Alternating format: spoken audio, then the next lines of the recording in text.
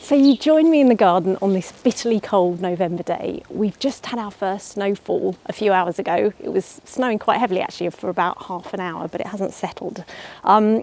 So it's very cold out here.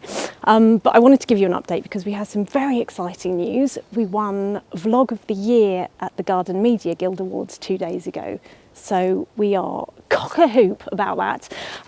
But I wanted to pass you over to Ade. He's going to give you a little update from the kitchen garden where he's growing all our vegetables for the Christmas dinner.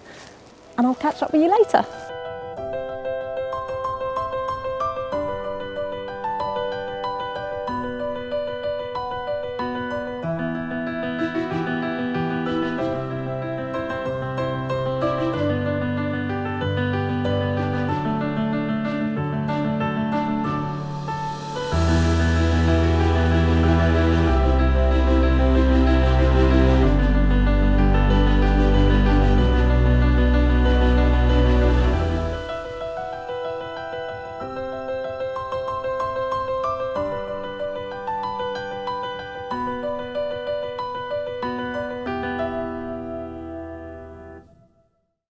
So here I am in the greenhouse, and there's two reasons for that.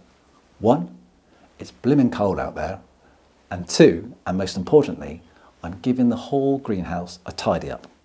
And the reason I'm doing that is I want to start 2022 afresh. So I want everything clean, tidied and ready to go.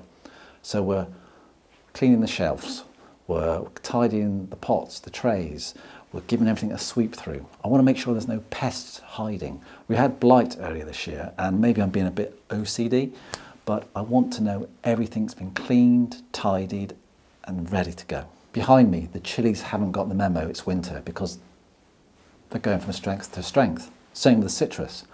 I've got foxgloves which are thriving, you know. And also, I don't know if you can see, I've got onion sets. Now normally with onions, the last several seasons, I plant them in spring and I plant sets. I used to do a lot of growing from seed, but I lack time and I do lack space in the spring. So sets are an easy option.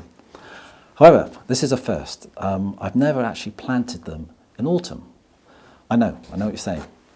They're not in the ground, they're in the trays. And the reason they're in the tray is, let's see if I can show you, I want them to establish a good root system, because they've got to get through winter. So they're now poking through, and on a warmer day, when there's no frost, I'll plant these up in a raised bed, cover them over for fleece, and hopefully come spring, they'll get a good head start.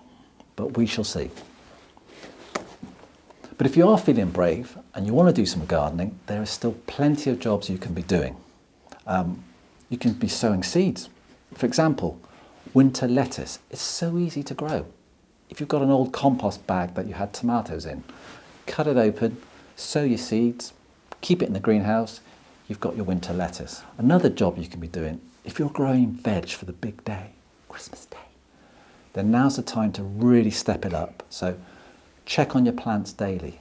Any foliage that's decayed and fallen, remove it, dump it on the compost bay. Give the beds a weed. Make sure there's no pests hiding. You know, check for slugs, snails, and just these few jobs. Also, if it's a day like this and there's frost, there's snow, some of your crops might need fleecing. I mean, for example, this is the list that we've got growing. Leeks, celeriac, parsnips, carrots, broccoli, cauliflower, kale, celery. In storage, we've got potatoes and onions. So you can grow veg over winter. You just need to keep on top of it, keep it protected, keep the beds clean and tidy. And all being well, Christmas Day will be amazing. But that's a month away. And finally, as So said at the start of the video, on last Friday, we won the Garden Media Guild Vlog of the Year. And we were thrilled. I mean, we were so surprised because to be shortlisted was brilliant and we were up against some great competition. But then to win it, wow. I don't know what that means, but we're very grateful, we're very thankful because, you know, our YouTube following is quite small, but that's okay because It's a slow burner, and if you are watching this video, thank you. But tell your friends, subscribe, and we'll see what happens. But for now, I'll hand you back to Soph. So that's all our news for November. We'll give you another update from the kitchen garden next month. In the meantime, take care, wrap up warm, and we'll see you soon.